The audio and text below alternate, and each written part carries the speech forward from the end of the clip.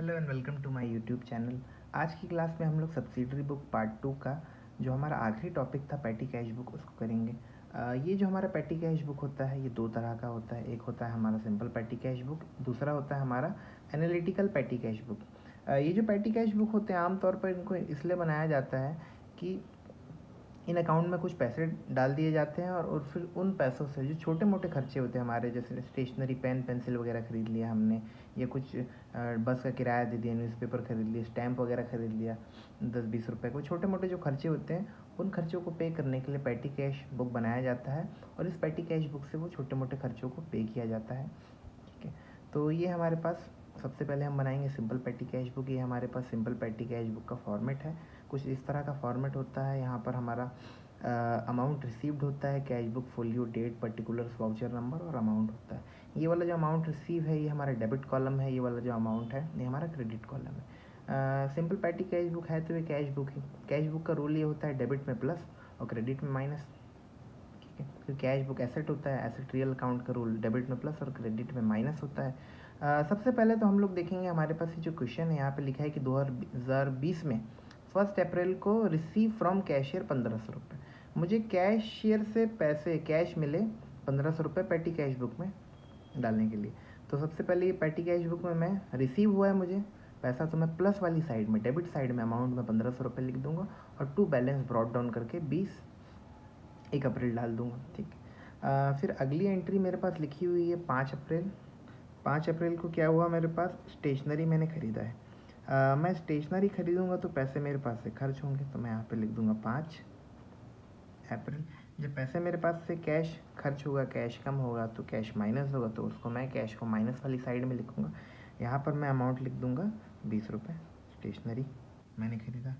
ठीक है, और यहाँ पर इसको स्टेशनरी करके लिख दूँगा। ठीक है, बाय। आगे मेरे पास लिखा हुआ 10 अप्रैल की डेट है। 10 अप्रैल की डेट को क्या हुआ, हमारे पास रिफ़्रेशमेंट के लिए मैंने पैसे खर्चा किए। पैसे खर्च किए तो पैसे माइनस हुए, तो उसको भी माइनस वाली साइड में ही मैं लिखूँगा, रिफ्रेशमेंट 40 रुपये। इसके बाद मेरे पास लिखा हुआ 12 अप्रैल। 12 अप्रैल को क्या हुआ, कार्टेजेस पे किए मैंने, तो बाय कार्टेजेस मैं पे कर रहा हूँ तो मेरे पास से पैसे माइनस होंगे, तो इसको भी मैं माइनस वाली साइड में लिखूँगा अमाउंट की जगह, ये क्रेडिट साइड में। यहाँ पर मैं लिख दूँगा 120 रुपये कार्टेजेस का। उसके बाद 15 अप्रैल को हमारे पास ये हुआ कि मैंने टैक्सी का किराया दिया। कितने का किराया, 150 रुपये का, तो मैंने किराया पे किया तो मेरे पास से कैश माइनस हुआ, तो पैटी कैश बुक में मैं माइनस वाली क्रेडिट साइड में लिखूँगा इसको। आगे है हमारे पास 25 अप्रैल को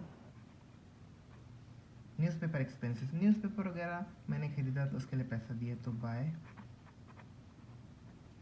न्यूज़ पेपर एक्सपेंसेस के लिए मैंने कितने खर्चे किए, 50 रुपये खर्चा किया।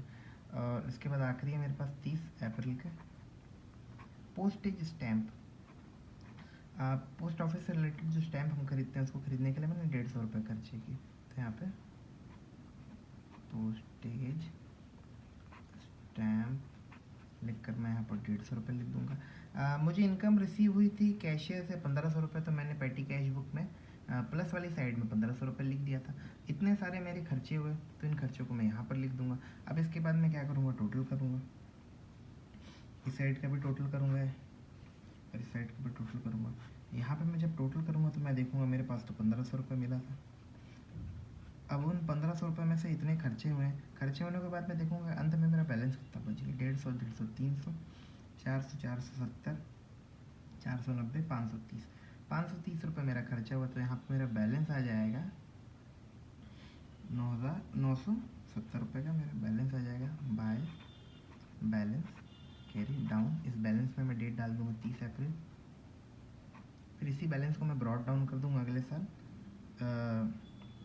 1 मई टू बैलेंस ब्रॉड डाउन करके इसको मैं यहाँ पर लिख दूँगा कितना पैसा मेरे पास बच गया।